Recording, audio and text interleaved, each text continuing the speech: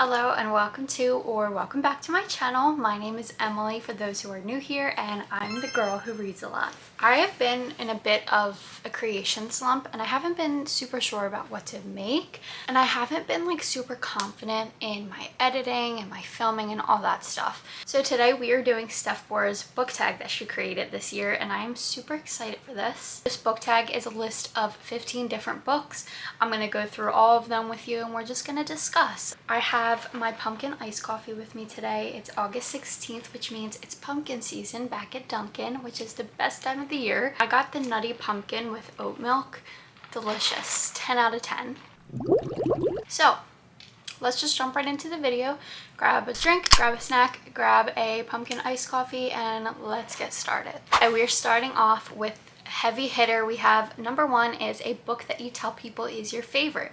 And I feel like this is an interesting question because it's not what book is your favorite, but what book do you tell people is your favorite? My favorite book, I don't know. I have like a million different books, but the one that like if somebody's saying like, okay, all-time favorite book, go, it's going to have to be The Invisible Life of Addie LaRue by V.E. Schwab. This book just stuck with me, and I feel like that's the true indicator of a favorite book. It's something that like lives in my soul. I think it's very hit or miss for people. I know a lot of people loved it, a lot of people could not get into it, but this book literally is a part of my soul. Unfamiliar with it, The Invisible Life of Addie LaRue is about this woman in 1700s France who is about to get married. She makes a deal with the devil and ends up being able to live forever, travel wherever she wants, but the catch is nobody will remember her or her name the second that she leaves the room, they turn around, stuff like that. It goes through her life over centuries into present time, and we see ups and downs of this kind of life that she's living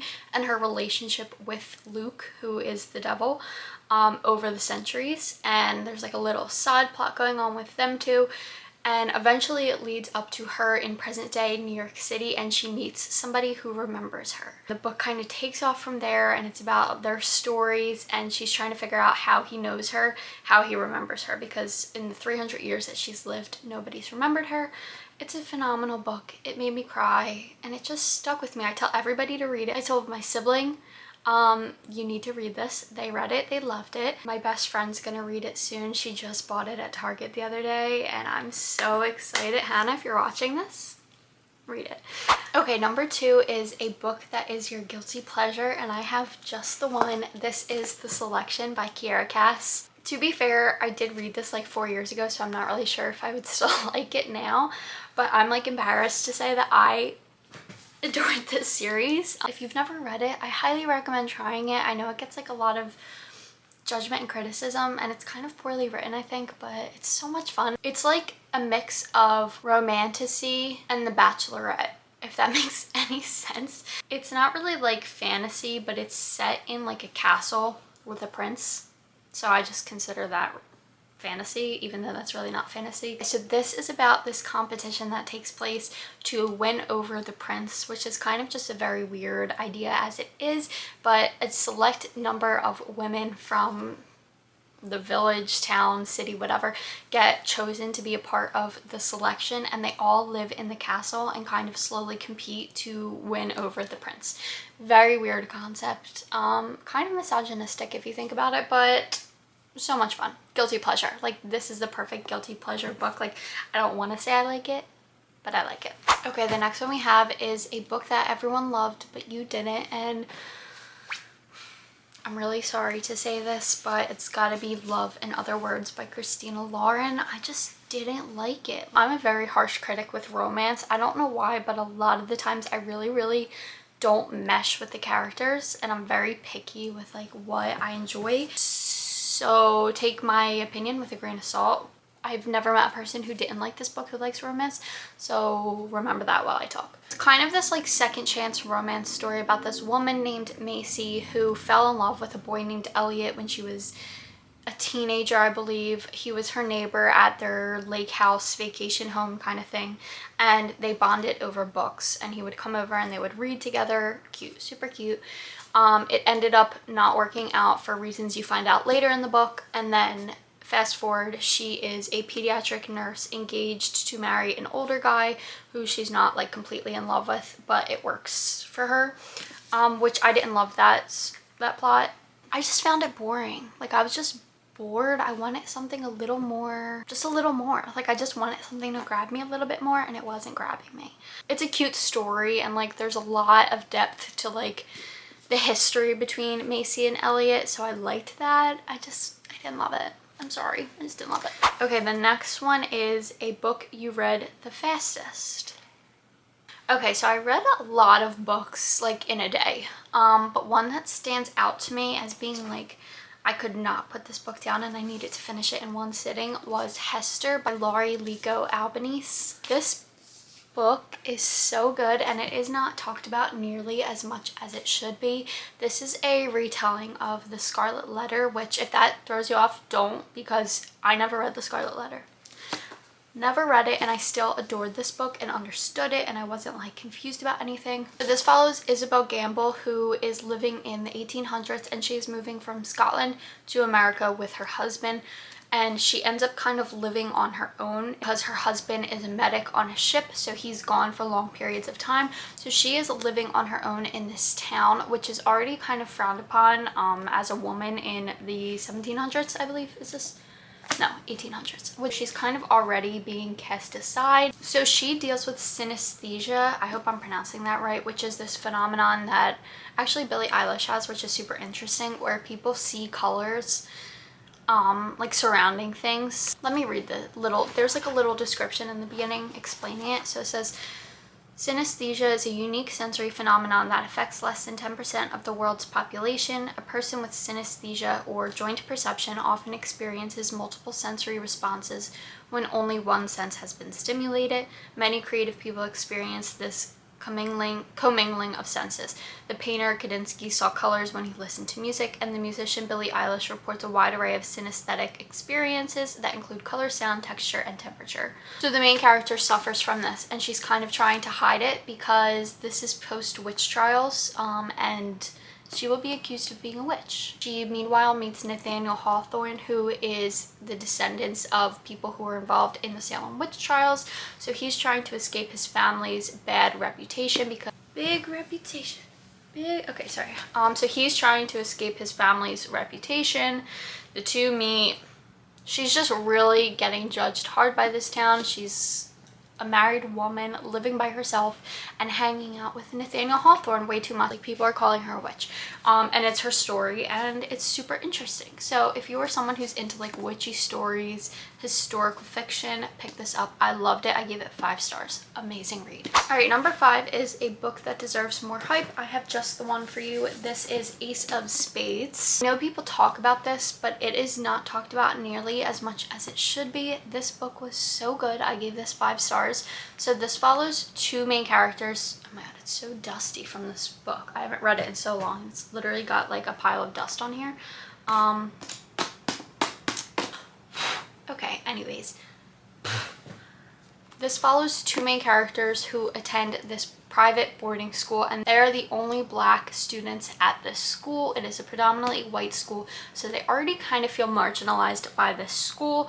The one is a female, and she is like the class president, and the other was elected into like the student council. He's a little confused why, because he's not really like super popular. He doesn't have a ton of friends or a ton of influence in the school, so he's not really sure why he's elected into the student council, but he's like, whatever, let's run with it.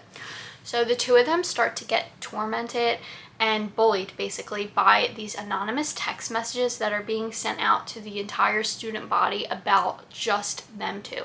So it's like all of their deepest secrets, pictures of them that they didn't know existed, being sent out to the entire student body, and the whole story is trying to figure out why this is happening, why them 2, what connects them, and it is so good. There's a super important plot line and message when it comes to race, classism, sexism, stuff like that. It's a good read. It's fun. It's sad. It's scary. Really good. It's super underrated, and I wish people talked about this more. Okay, number 6 is a book being turned into a movie/TV show. I'm going to take this opportunity and talk to you about The Hunger Games, my favorite series that's ever been written in the history of the world. So the Ballad of Songbirds and Snakes came out, I believe, in like 2009. 2018. Not sure, I'll check that. But that's the prequel to The Hunger Games, and the movie is coming out November 17th, 2023. I loved this book. I think a lot of people didn't like this book, and I'll tell you why. I'll tell you why right now, because I know. If you are not someone who is completely obsessed and like utterly infatuated with The Hunger Games, you're not gonna like it, because it's a villain origin story. So like if you don't care for The Hunger Games, you're not gonna care for this book.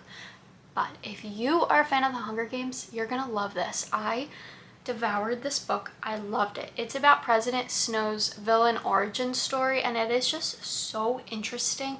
It's about him as a 18, 19-year-old being a mentor for the Hunger Games, and it's so interesting the way the Hunger Games has grown from then to present day Hunger Games. Like, I could talk about it for actually days, how much I loved this book. I thought it was so good.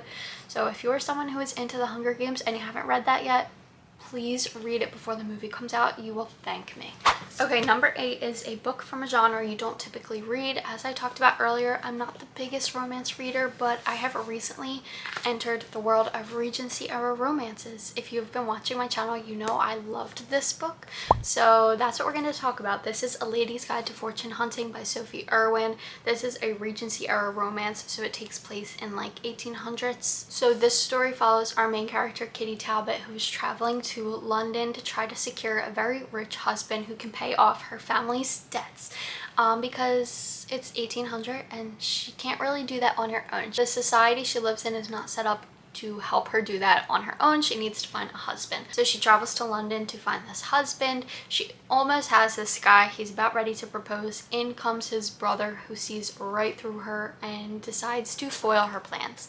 And the story is kind of about him consistently trying to ruin her plans and her continuously trying to find a husband, and it is so good. I loved this book. Banter is 10 out of 10. Okay, number 9 is a book that deserves all the hype it gets. We're going to go with my current read, which is Throne of Glass by Sarah J. Maas. This book has been hyped up on Book Talk, BookTube, Bookstagram for literally as long as I can remember, and I've been putting it off this entire time, and I just started it this week, and I can tell you, worth the hype. I think I like it better than ACOTAR, which is saying a lot because I loved ACOTAR. So Throne of Glass is about our main character, Selena. I think that's how you say her name. It's spelled like Selena, but with an extra A. So I'm saying Selena. So it's about our main character, Selena, who is this very well-known, infamous assassin, and she was caught. She's been serving for a year in like this slave camp, which is basically like where you go to die. Like nobody really makes it long there, and for some reason she has survived. She's tough and she survives a full year in there. Meanwhile, the king of Adarlan is setting up this challenge where each nobleman, prince, whatever, guard, important person who lives in the castle is to sponsor a fighter who's going to compete in this competition over the course of like 6 months or something, and the winner becomes the king's assassin. So the prince goes and collects Selena and tells her that he has chosen her as his sponsor. So he brings her back to the castle, and she has to compete in this big challenge against all these men. She's the only woman there. She's living in the castle all this time, and a lot happens. I don't even need to say anymore because I feel like that sells it. I feel like I just sold it to you. But truthfully, if you're someone who's into fantasy, pick this up because I love it. I've got like 50 pages left and I hope I finish it today. So good. Number 10 is a book you usually recommend when asked to give a recommendation. I feel like a crowd pleaser is Six of Crows by Leigh Bardugo. It's just a hit. Like, I feel like it never misses. It's got the best found family. It's got the best banter, the best action, the best plot. It's a perfect introduction into fantasy as well. Like, it's just so good. I feel like if you are looking to get into fantasy, or if you already started reading fantasy, I feel like it's just good for everybody. Everybody loves Six of Crows. If you don't, you need to rethink that. Okay, number 11 is, I'm sorry, I just choked. A book that has your favorite characters. Recently, a book that really stuck out to me because of the characters is Mary Jane by Jessica Anya Blau. This is about a 14-year-old girl who comes from like a very strict, straight-laced white family in Baltimore, and she is nannying for this rich white family who is very non-conventional. Like, they're very open with what they talk about, and the dad is a therapist, and he is taking in a rock star and the rock star's wife for an entire summer so the rock star can get clean. And it's about this 14-year-old girl who is like living with these people, and it is a complete 180 to what she's used to at home, and the characters are all so like complex and unique, and it's so much fun. It's like a warm hug. The characters are perfect. It's so well written. I love this book. Okay, number 12, we have A Book You Wish You Could Live In, and I feel like I just said that word for word in my last video, but a book I wish I could live in would be One Italian Summer by Rebecca Searle. This book is so good. It made me want to book a trip to Italy. It's about this woman named Katie who just lost her mom. Her and her mom were supposed to go to Italy for this 2-week-long vacation. Her mom spent a summer there when she was younger, and it was transformative for her, and she's always talked about it, how they wanted to go back, the two of them. So Katie decides to go on this trip by herself, and lo and behold, when she gets there, she meets her mother as a 3rd-year-old, and the mom has obviously no idea who she is. Katie is completely confused what is going on, but she kind of runs with it, and it's about her spending this vacation with the 3rd-year-old version of her mom. And I want to live in this book because of the way the setting and the food is described. It's just gorgeous. I could picture all of the streets, all of the hikes they take, all of the dinners they make. They talk about this lemon ricotta ravioli and this tomato salad, and I was drooling reading it. So, book I could live in, One Italian Summer. Okay, the next one, number 13, is A Book You Thought You Would Hate But Ended Up Loving. So this one I'm gonna have to go with Lovelight Farms by B.K. Borison. I've said this so many times, but I'm really hit or miss with my romance reads, especially like holiday romance reads. Just super picky with it. But I adored Lovelight Farms. Adored it. It was so good. It's about this woman who is running and living on her own Christmas tree farm, and she enters this competition where this influencer comes out and interviews a small business, and the winner wins a ton of money that goes right back into the business. Whatever, that's not really the point of the story. The point of the story is the romance. So there is a romance that blossoms between her and her long-term best friend, and if you're someone who likes friends to lovers, you'll love it. It was so good. Banter was so good. Spice was good. I just didn't expect to like it because it felt like, I don't know. I was just nervous. I was just really nervous. I didn't think I'd like it, but I gave it a chance and I loved it. So if you're looking for a holiday read this winter, pick up Lovelight Farms. Okay, number 14, I'm gonna have to be a bit basic here. This is a book that made you cry, and I'm going to have to go with The Song of Achilles. This book felt like it like ripped my heart out and like stabbed it with a knife. If you're someone who's into Greek mythology, I feel like everybody's probably heard of this by now, so I'm not going to give you like a super big rundown of it, but it's about the story of Achilles and Patroclus. I'm so sorry, I forget how to pronounce it, but it's the story of their romance and the story of the Trojan War, and it is just so emotional and beautifully written, and Madeline Miller is just a phenomenal author. She also wrote Circe, which is truly in my top 5. That is one of the best books I've ever read in my life. That one also made me cry, actually. So if you're someone who's into Greek mythology and you haven't entered the world of Madeline Miller, please do. Okay, and our last and final question, number 15, is A Book You Wish You Could Read for the First Time. I'm going to have to go with the one and only Powerball by Stephanie Garber. I loved this book. I loved the entire trilogy. This is just like a fairy tale for adults or like young adults. I adored this world. Oh my god, it was just so good, and I wish I never read it, and I wish I could experience it for the first time again because it is unlike anything I have ever read before, and I adored this book. I actually just bought Once Upon a Broken Heart, which is like a spin-off series about Jax, so I'm super excited to read that and let you guys know my thoughts when I get to it. So that is it for today's video. We have a collection of 15 books I talked about, so I hope you found a recommendation somewhere in there. As always, if you enjoyed this, please give a like and subscribe. It helps my channel grow, and I will see you guys on Sunday for the next video. Thank you, of course, as always, for watching, and go to Dunkin' and pick up your pumpkin coffee today, please.